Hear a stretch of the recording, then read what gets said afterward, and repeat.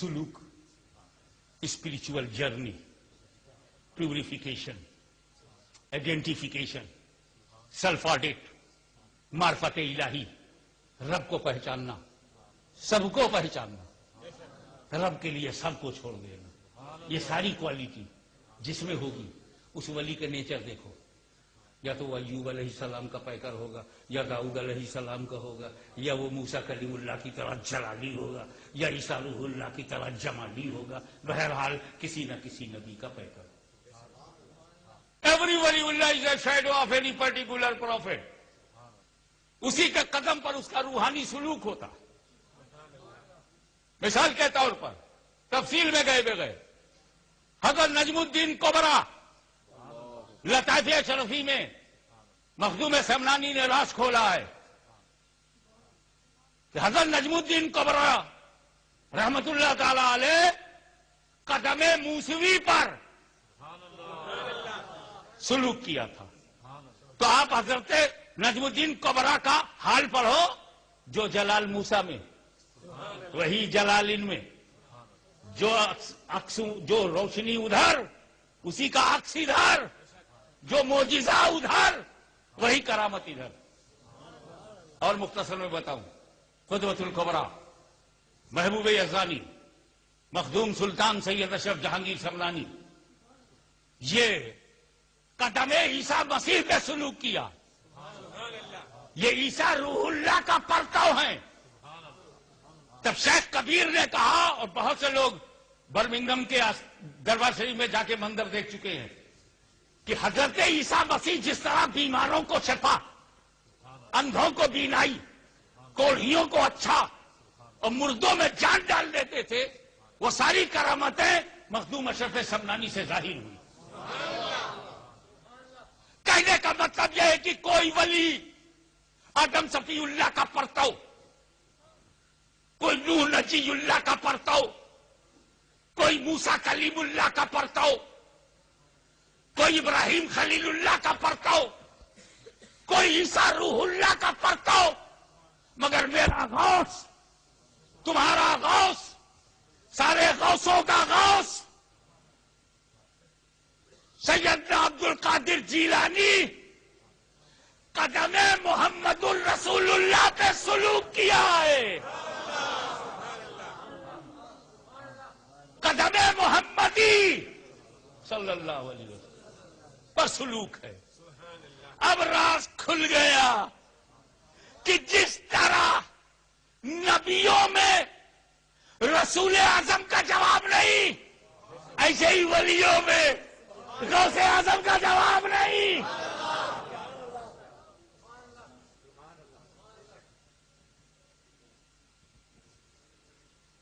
ایک بات اور میں علامہ نصیر اللہ صاحب یہ آپ کو نظر کرتا ہوں، پڑھنے کو نہیں ملے گی، نظر ہی کر دیتا ہوں۔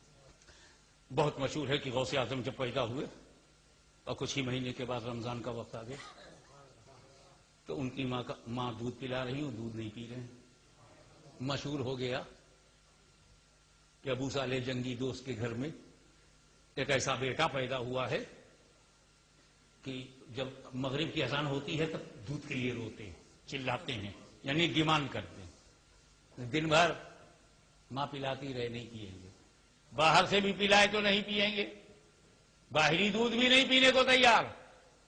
او ہو ایک بار 2 دن 10 دن پورا مہینہ گزر گیا مانو روزے سے۔ 6 مہینے بعد روزہ ختم ہوا، دوسرا روزہ سال بھر کے بعد آیا، اس وقت 1.5 برس کے تھے، ابھی بھی دودھ پینے کا زمانہ نہیں تھا، چاند دکھ نہیں رہا تھا۔ یاروں نے کہا چلو ابو صالح جنگی دوست کے گھر میں دیکھیں عبد القادر نام کا بچہ پیتا ہے کہ نہیں۔ جب 9 بجے صبح پہنچے تو وہ پی نہیں رہے تھے۔ دل میں تو ستیہ آ گیا، چاند ہو گیا، بچہ سچا ہے، بچہ ہے لیکن سچا ہے، وہ دودھ نہیں پی رہا ہے۔ لیکن یہ دلیل شرعی تو ہے نہیں، ثبوت شرعی چاہیے۔ شریعت ظاہر پہ ہے، باطن پہ تو طریقت کی نظر ہے۔ اور بغیر شریعت کے طریقت نہیں، بغیر سر میں بال کے مانگ نہیں، مانگ نکالو حسن بڑھ جائے گا، لیکن بال نہ ہو مانگ نکال لو، شریعت ہو تو طریقت کی مانگ نکالو، لیکن جب شریعت ہی نہیں ہے تو یہ مانگ کہاں سے نکلے گی؟ تو جو لوگ شریعت سے مذاق کریں اور اپنے کو صوفی کہیں، سمجھ آنا، ان گنجوں سے اللہ بچائے، بال ہے ہی نہیں، وہ حال ہی ہے۔ تو اکمال الشریعہ فی محلہ ہی الطریقہ، الطریقہ اکمال الشریعہ فی محلہ ہی، شریعت میں کمال پیدا کرے وہ طریقت ہے۔ اب دل میں آیا فتویٰ تو نہیں ہو سکتا، پھر اتنے میں 2 گھنٹے کے بعد شہادت شرعی مل گئی اور سارے لوگ روزے سے رہے۔ یہ بات تو آپ نے سنا، جو اب کہنے جا رہا ہوں وہ نہیں سنا ہے۔ یہ غوث اعظم کو کیا پڑی تھی روزہ رکھنے کی؟ نہ ان کے نانا نے کہا تھا کہ روزہ رکھو، نہ قرآن نے کہا تھا روزہ رکھو، نہ حدیث میں ہے کہ روزہ رکھو، سال بھر کے بچے کو کس شریعت میں کہاں ہے روزہ رکھو؟ آپ کا بچہ کب روزہ رکھتا ہے؟ ہم لوگ کب روزہ رکھتے ہیں؟ جب بالغ۔ پاگل پہ بھی تو ہے نہیں، چاہے عاقل ہو، بالغ ہو، مومن ہو، 3 کنڈیشن ہے، لوگ 2 ہی بتاتے ہیں، عاقل و بالغ ہو۔ عاقل و بالغ تو سونیا گاندھی بھی ہے، کیا روزہ رکھے گی؟ نماز پڑھے گی؟ عاقل و بالغ تو راہل اور ماحول کبھی ہے نا، مومن بھی۔ یہ مومن کی شرط کیوں نہیں لگاتے گا؟ ان کے بعد ایمان ہوتا ہے تو اس پہ زور دیتے، ایمان ہے ہی نہیں، چلے عاقل ہو بالغ ہو، عاقل ہو بالغ ہو۔ نہ قرآن نے کہا رکھو، نہ حدیث نے کہا، نہ شریعت نے کہا، نہ طبیعت اس وقت بول سکتی ہے، وہ عمر طبیعت بولنے کی بھی نہیں ہے، مگر روزہ رکھا۔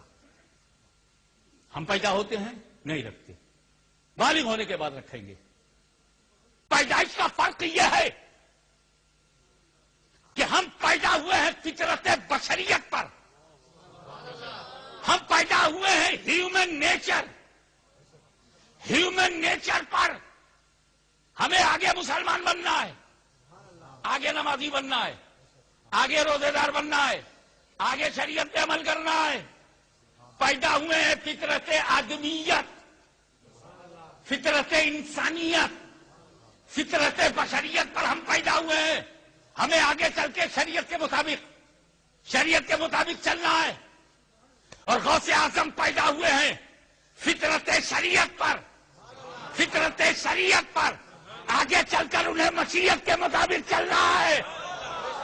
تو ہمارے آگے شریعت ہے، عبد القادر کے آگے رب کی مشیت ہے۔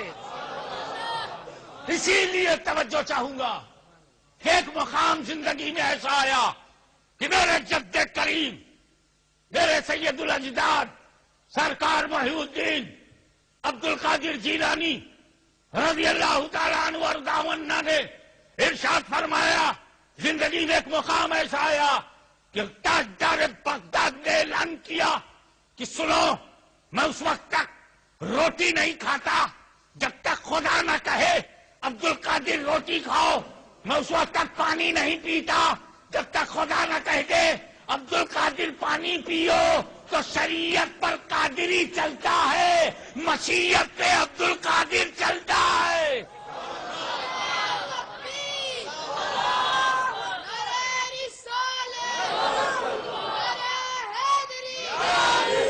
یہی وجہ ہے کہ کوئی چشتی ہو یا سہروردی، نقش بندی ہو یا نظامی، صابری ہو یا بلولائی، فردوسی ہو یا تیفوری، کسی سلسلے کا ہو، جب بات غوث اعظم کی آتی ہے تو ہر ولی یہ محسوس کرتا ہے کہ میرا کاندھا ہے ان کا قدم، ہر دل والا محسوس کرتا ہے کہ سینہ میرا ہے، قدم غوث اعظم کا۔